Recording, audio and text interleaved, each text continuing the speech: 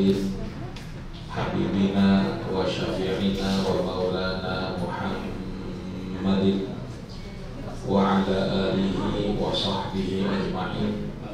Subhanaka la ilma lana illa ma 'allamtana innaka antal alimul hakim. La haula wa la quwwata illa billahil aliyyil azim. Amma ba'du. Para hadirin wal hadirat rahimakumullah, mengawali pengajian kita pada pagi hari ini, mari sama-sama kita baca umur kitab suratul Fatihah. Kita mohon pada Allah Subhanahu wa taala, semoga Allah Subhanahu wa taala selalu bimbing kita semuanya. Allah mudahkan semua langkah kita semuanya. Allah mudahkan semua langkah ragu. Dan Allah Subhanahu wa taala berikan keberkahan pada kita semuanya. Amin ya rabbal alamin. Ala hadhihi niyyah wa li kulli niyyatin shalihah wa ila hadratin nabiyil mustafa Muhammadin sallallahu alaihi wasallam. Al-Fatihah. A'udzu billahi minasyaitonir rajim. Bismillahirrahmanirrahim. Alhamdulillahi rabbil alamin. Ar-Rahmanir Rahim. Maliki yaumiddin. Iyyaka na'budu wa iyyaka nasta'in. Ihdinas siratal mustaqim. Siratal ladzina an'amta 'alaihim ghairil maghdubi 'alaihim waladdallin. Amin.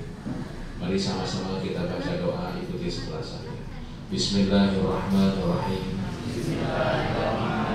Rabbi auzi'ni an ashkura ni'mataka allati an'amta alayya wa ala walidayya wa an a'mala salihan tardahu wa adkhilni bi rahmatika fi ibadika salihin. Rasa syukur sama-sama kita panjatkan pada Allah yang pagi hari ini memberikan kesempatan pada kita semuanya untuk hidup kembali, untuk melaksanakan aktivitas duniawiyah di hari Jumat ini. Kita mohon pada Allah semoga keberkahan selalu mengikuti kita semua. Salawat dan salam sama-sama kita sampaikan pada baginda alam Nabi kita Muhammad sallallahu alaihi wasallam, Nabi yang Allah Subhanahu wa taala takdirkan terlahir di bulan Rabiul Awwal. Nabi yang Allah Subhanahu wa taala takdirkan ternyata terlahir di hari Senin. Timbul pertanyaan, kenapa si Rasulullah tidak dilahirkan di bulan Ramadan misalnya, atau di hari Jumat misalnya? Bukankah hari Jumat ini merupakan hari mulia? Sayyidul Ayyam tidak lain dan tidak bukan adalah hari Jumat. Tapi kenapa si Rasulullah SAW lahir di hari Senin? Hari Senin ini ya rahimahullah diambil dari nama bilangan. Jadi hari-hari di dalam bahasa Arab itu dan juga dalam bahasa Indonesia sebenarnya diadopsi dari bahasa Arab, itu diambil dari bilangan-bilangan. Hari Minggu disebut Ahad. Ahad itu satu. Hari Senin itu diambil dari kata-kata Isnain. Ya, Isnain itu artinya dua. Nah, karena orang Indonesia susah nyebut Isnain, jadi Senin. Selasa itu diambil dari kata-kata Sulasa. Di Al-Quran ada kata-kata Fankihu ma qabalakum minan nisa masna wa sulasa. Sulasa di rahimahullah bahasa Arabnya. Nah, orang Indonesia susah nyebut Sulasa, jadi Selasa. Rubah itu 4. Nah, rubah kan 4. Nah, kita susah dengan apalagi ada ain di belakangnya. Jadi Rabu. Khamis sebenarnya mah Khamis, cuma dalam tulisan Latin KH itu tetap disebut K. Makanya Kamis, padahal bahasa Arabnya Khamis. Nah, ternyata ada rahasia besar kata para alim ulama. Sayyid Muhammad Al-Maliki misalnya menjelaskan kenapa Rasulullah SAW lahir di hari Senin, lahir tidak di bulan Ramadan misalnya. Andaikan Rasulullah SAW lahir di hari Jumat, maka kemuliaan Nabi itu dombreng dengan kemuliaan hari Jumat. Kemuliaan Rasulullah itu kalau Rasulullah lahir di bulan Rabiul, di bulan Ramadan, itu akan dompleng dengan kemuliaan bulan Ramadan. Teman-teman semuanya, misalnya ada seorang preman yang gak pernah ibadah, yang gak pernah sholat, yang kalau seandainya dia ada, ayam pasti gak aman. Jemuran hilang terus kata dia. Kalau kata orang Jerman, katanya tukang bobok, tukang talok, tukang medok, tali anrok. Ini maaf, ini si preman yang tidak ada kebaikannya dalam pandangan kita, tiba-tiba meninggal hari Jumat. Udah hari Jumat, bulan Ramadan. Apa kata kita? Ini orang ya ternyata meninggalnya baik di bulan Ramadan di hari Jumat. Dari mana? Keburukan dia ditutup dompleng dengan kemuliaan bulan Ramadan, dengan kemuliaan hari Jumat. Rasulullah SAW mulianya itu bukan dompleng di hari Jumat, bukan dompleng di hari di bulan-bulan yang dimuliakan, tapi memang Rasulullah diangkat derajatnya oleh Allah Subhanahu wa taala. Makanya Allah katakan wa rafa'na laka dzikrak, dan Allah Subhanahu wa taala angkat penyebutan nama Rasulullah sallallahu alaihi wasallam, sehingga mohon maaf, syahadat tidak akan pernah sah kalau tidak dibarengi dengan menyebut nama Muhammad sallallahu alaihi wasallam. Para jemaah rahimakumullah, pada pagi hari ini sengaja sedikit saya akan bahas sebuah kitab, namanya kitab Al-Adhkar An-Nawawiyah.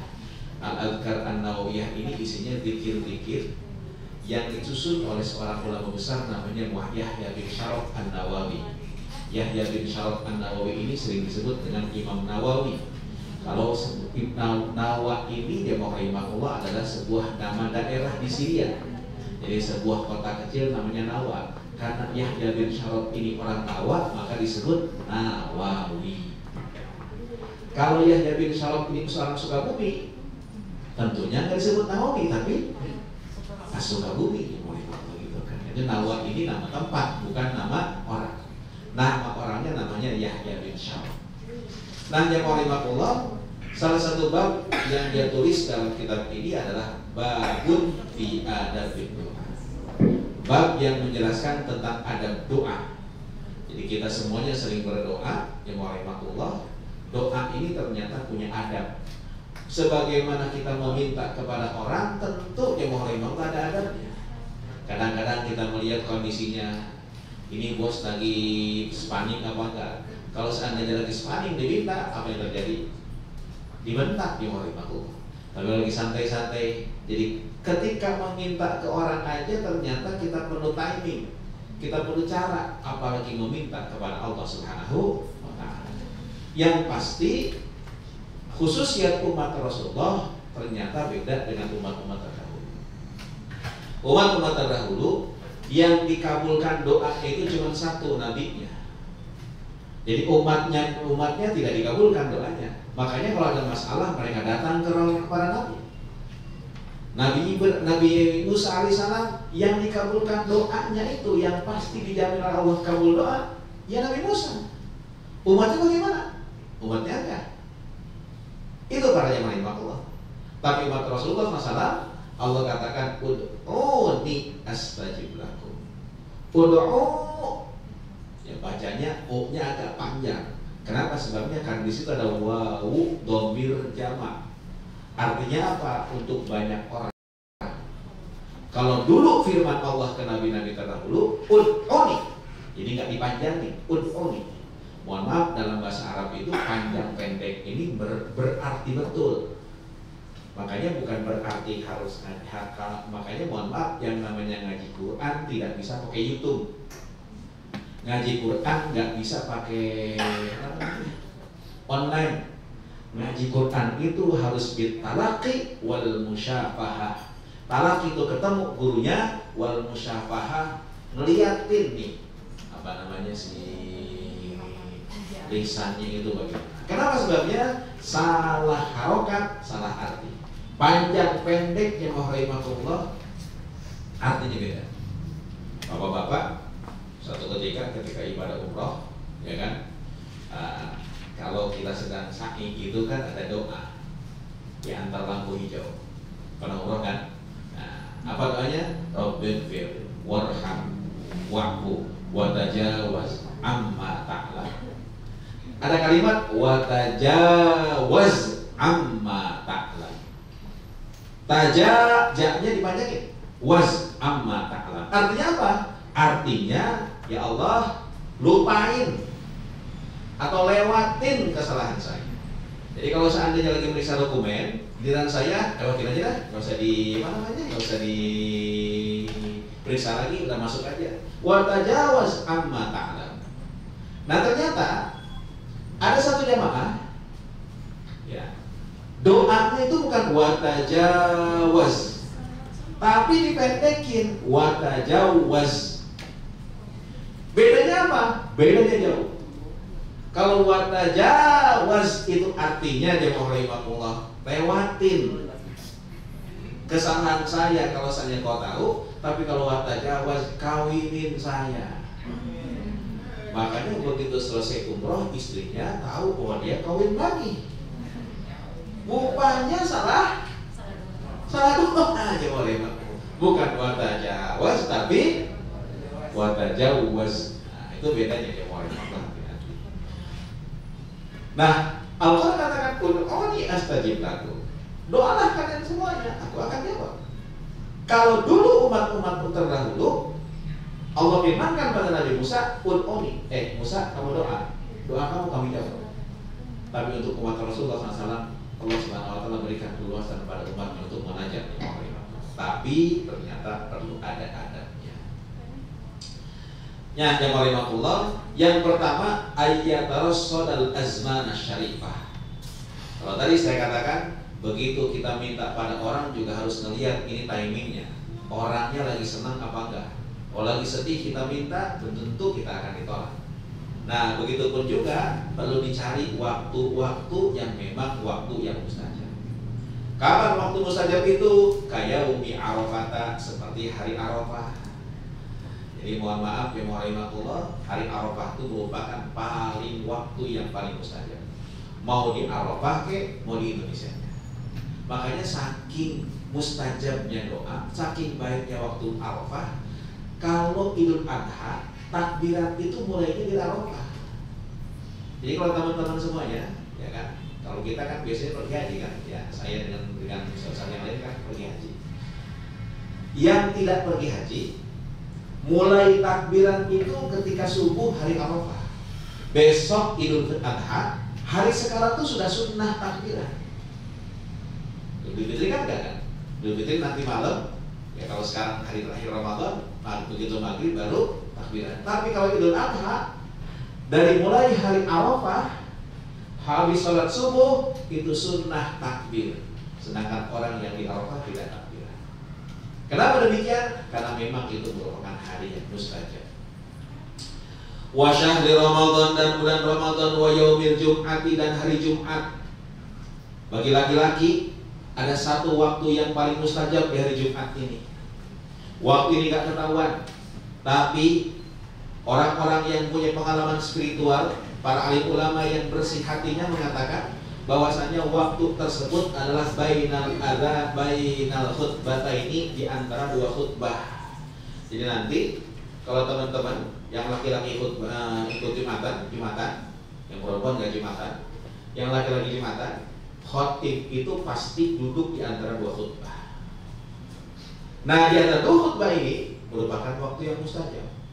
Sayangnya bapak-bapak itu kalau khutbah Jumat itu bapak-bapak nih yang perempuan saya kasih tahu, itu kalau seandainya khatib naik mimbar, mereka pada baca doa.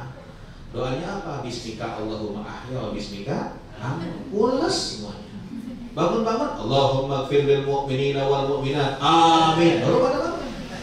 Jadi kelewat itu waktu mustajabnya. Wa thuluthil akhir, dan sepertiga hak malam. Wa waqtil ashari, dan waktu sahur. Itu yang pertama, kita cari waktu-waktu. Asani, yang kedua, ayyatanimal ahwal syarifata. Kalau tadi mencari hari-hari, mencari waktu-waktu, sekarang mencari kondisi-kondisi. Jadi ada kondisi-kondisi tertentu di mana waktu itu sangat mustajab. Kapan saja? Kahalatis sujud, ketika sujud. Bahkan Rasulullah katakan, aqrabu ma yakunu 'alaihil 'abdu wa huwa sajidun. Orang yang paling dekat dengan Tuhannya adalah dalam keadaan sujud. Ketika sujud, silakan berbanyak doa. Kemudian waltiqa'il juyush, tatkala terjadi peperangan antara orang kafir dengan non muslim, dengan antara orang kafir dengan Islam, terjadi perang saudara, yang terjadi perang, maka disitulah waktu yang paling mustajab. Itu yang mau. Kemudian wa nuzulil ghais, ketika hujan gede. Jadi ketika hujan gede, guntur turun, nah disitulah waktu mustajab. Wa iqamatis sholati, dan ketika didirikan sholat. Makanya sholat itu artinya doa. Jadi kalau kita mendefinisikan sholat secara harfiah, secara bahasa, artinya doa. Asal itu, nah yang ketiga, adab yang ketiga, istiqbalul qiblati, seyogianya kalau seandainya doa menghadap kiblat. Waraf'il yadaini, kemudian diangkat tangannya. Meminta sama Allah saja begini, minta sama Allah juga angkat tangan begini. Wa yamsahu bihima wajhahu fi akhirih, dan beres salat yang rahimahullah kemudian diusap muka. Ini sunnah ini diriwayatkan oleh Sayyidina Umar bin Khattab radhiyallahu anhu. Jadi Sayyidina Umar bin Khattab melihat bahwasanya Rasulullah SAW kalau doa la yahuttuhu, tidak pernah menutup doa tersebut hatta yamsaha wajhahu, sampai wajahnya diusap. Nah, permasalahannya sekarang lagi sholat. Kadang-kadang kalau kita lihat sholat ada assalamualaikum itu sampai usap muka kan? Kenapa kau usap muka? Para jamaah, boleh kau usap muka setelah sholat? Boleh. Karena setelah sholat bukan pas waktu sholat. Yang kedua yang rahimahullah, sholat ini doa. Karena itu doa biasa aja ditutup dengan dengan usap muka. Begitu pun juga dengan sholat yang merupakan doa ditutup dengan usap muka juga. Selanjutnya, ar-rabi'u, adapun yang keempat, khafdus sauti bainal mukhafatati wal jahri. Kalau doa jangan teriak-teriak. Kalau doa jangan juga diam. Jadi jangan teriak-teriak, jangan juga diam. Satu ketika jemaah rahimahullah, Rasulullah melihat ada orang yang doa dengan teriak-teriak. Ya Allah, saya minta ini ya Allah, gitu kan. Rasulullah tegur orang tersebut. Apa kata Nabi? Fa innaka la tad'u asam. Kamu ini enggak meminta kepada zat yang tuli. Allah dengar, tapi juga jangan diam. Suara keluar cukup didengar oleh sendiri, bukan cuma kayak orang mengeningkan cipta gitu kan. Harus harus ada ungkapan yang minimal didengar oleh diri kita. Kenapa sebabnya? Para jamaah rahimahullah, bisikan hati itu tidak dianggap oleh Allah Subhanahu wa taala. Yang dianggap yang diucapkan para jamaah rahimahullah. Kemudian al-khamisu, adapun yang kelima, alla yatakallafa saj'a. Kalau doa jangan pakai puisi. Ya kan ada orang bikin doa kayak bikin puisi dengan kata-kata yang puitis. Ini doa bukan puisi. Kenapa sebabnya? Karena kalau seandainya puisi terjebak dengan keindahan kata-kata, bukan isinya. Para jamaah rahimahullah, wal aula ayat tasira alal da'awat al makthurah. Sebaiknya kalau seandainya memang bisa, pakailah doa-doa yang pernah dipakai oleh para nabi. Teman-teman semuanya, mohon maaf, teman-teman kadang-kadang bikin surat permohonan, surat yang lainnya, tidak ngarang sendiri kan. Biasanya ngapain? Buka file, copy paste, ya kan? Bikin proposal, gak bikin sendiri dari awal. Proposal yang dulu pernah dipakai, di copy paste, kemudian direkayasa sedikit. Begitupun juga doa itu proposal yang sudah, doa-doa Nabi itu proposal yang udah jelas-jelasan berhasil. Ibrahim alaihissalam pernah menguji proposalnya apa? Rabbi habli minas sholihin, ya Allah berikan kepada aku anak yang soleh. Gunakan tuh proposal Nabi Ibrahim untuk minta sama Allah. Jamaah rahimahullah, Nabi Nuh pernah ngajuin proposal. Kenapa? Karena bingung mau kemana ini.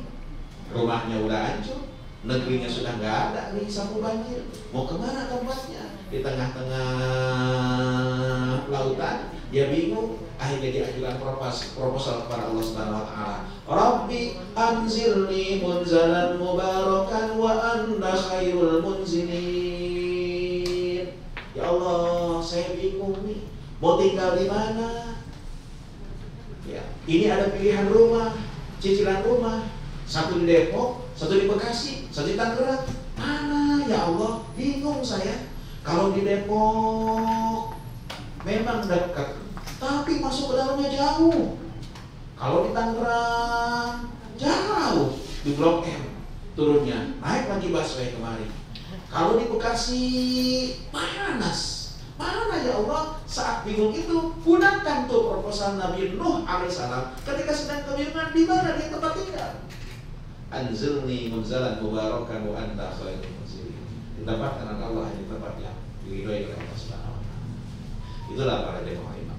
Jadi kalau memang bisa doa-doa yang sudah diajukan oleh para nabi, gunakanlah. Itulah proposal yang sudah berhasil para jemaah imam. Tadi yang berapa? Yang ke-5.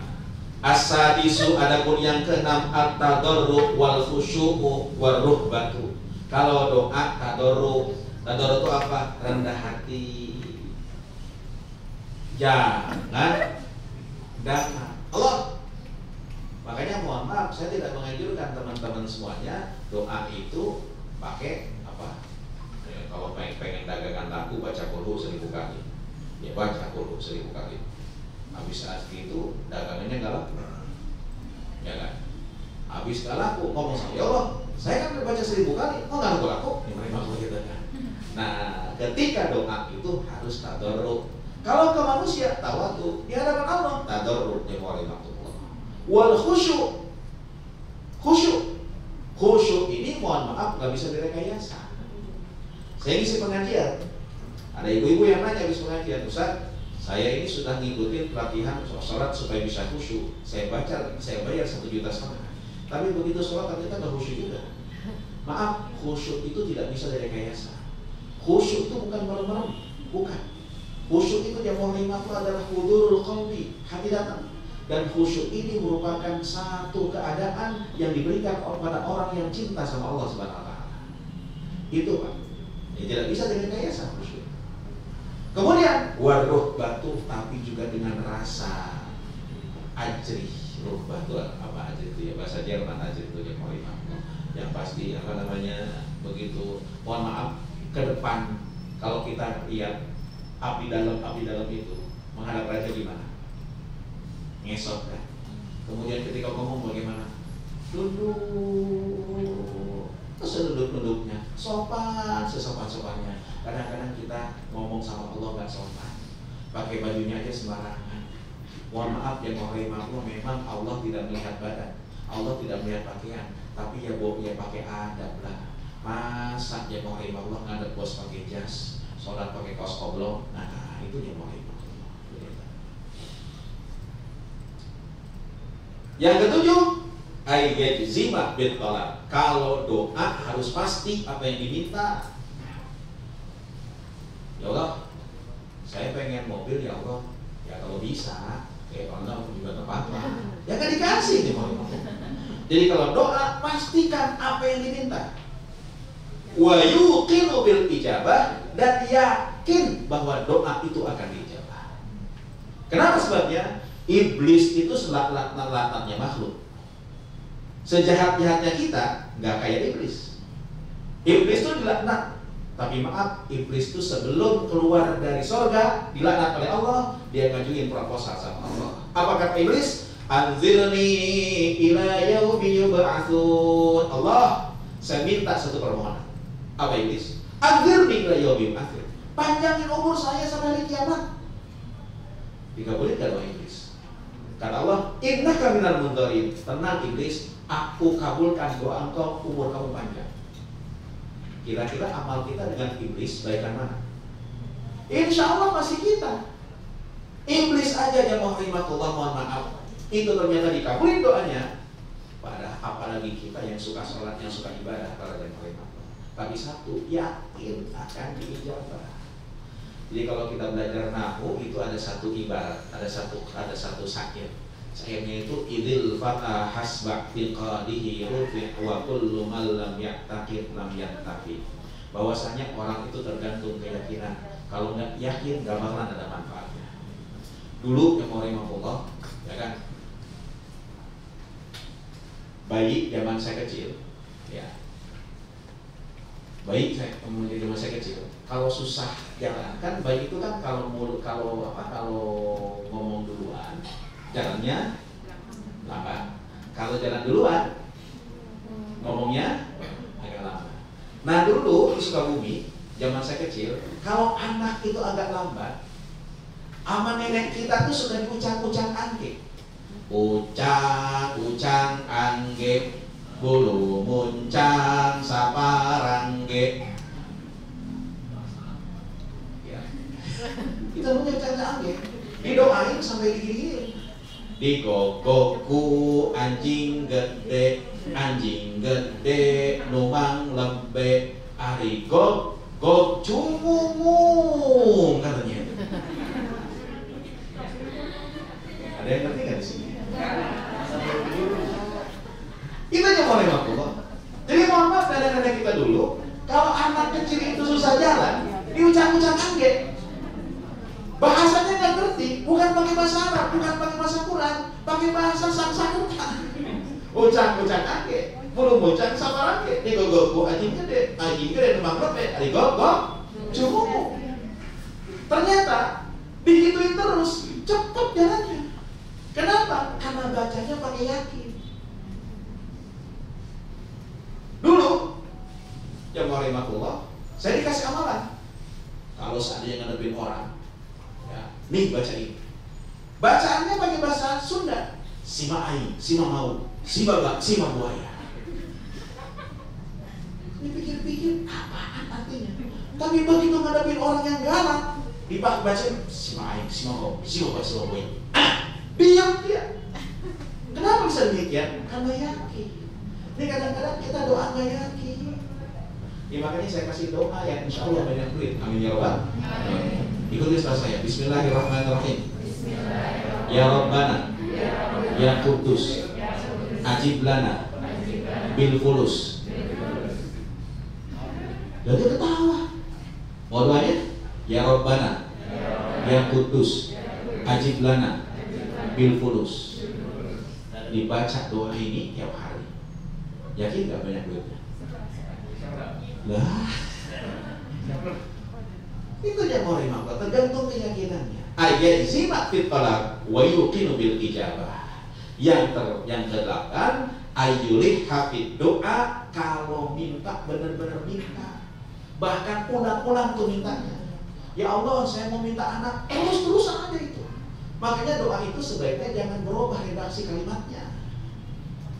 Ya, teman-teman kalau doa pasti asal beda kalau redaksi kalimatnya. Maghrib beda. Tolong jangan beda-beda. Itulah yang dianjurkan. Kalau bisa diulang-ulang, ini menunjukkan bahwa kita memang betul membutuhkan hal itu. At-tasi'u yang ke-9, ayat fatihat doa bizikrillah. Kalau doa mulailah dengan zikir kepada Allah. Baca alhamdulillah, baca sholawat, tutup dengan alhamdulillah dan sholawat juga. Itulah teori makhluk adab-adab doa. Mudah-mudahan Allah Subhanahu wa taala mengabulkan doa kita semuanya, memberikan kemudahan pada kita semuanya, memberikan kelancaran pada kita semuanya. Yang terakhir, adab yang ke-10, kalau ada yang dizalimi, minta maaf dulu pada Allah. Kalau pernah yang ada dimakan, yang mau Allah, mohon maaf, zaman sekolah dulu mungkin pernah darmaji, dahar siji, dahar 5 ngaskuaku siji. Ya kan, kadang-kadang dia mau gue kantin sekolah kan, ya kan, kita ngambil. Nah Pak, sekarang sudah punya gaji, datang ke dia, bayar dia mau minta ridhonya. Siapa tahu doa kita nyantut yang dikabulkan, karena memang kita darmaji itu. Makanya teman-teman, maaf dulu, saya mondok di Senopati sini, ya kan. Nah dulu kan ada PPD 12. Kalau ke Tanah Abang ada P19, itu kan copet mulu, ya kan? Nah saya dikasih amalan seperti nabi kita. Begitu keluar rumah pada hijrah, ketika hijrah itu baca ayat waja'ana min baini aidihim sadan wa min khalfihim sadan fausyainahu fahu la yubsir. Tujuannya supaya nggak dicopet. Alhamdulillah belum pernah kena copet. Dan alhamdulillah kalau baca ayat itu, begitu naik metro mini gak pernah ditagih. Ketutup kali. Tapi maaf, kira-kira itu sah nggak saya naik metro mini tersebut? Nggak sah kan? Halal apa nggak? Haram kan? Makanya kadang-kadang kita sedekah niatin buat supir metro mini baheula gitu kan. Tujuannya apa? Siapa tahu doa kita ini nggak dikabul, nyangkut karena gara-gara kita naik metro mini enggak? Itu para jemaah imam. Terima kasih. Kalau ada yang disampaikan kami persilakan. Allahumma bi'izzatika wa bi'izzatika. Assalamualaikum warahmatullahi wabarakatuh.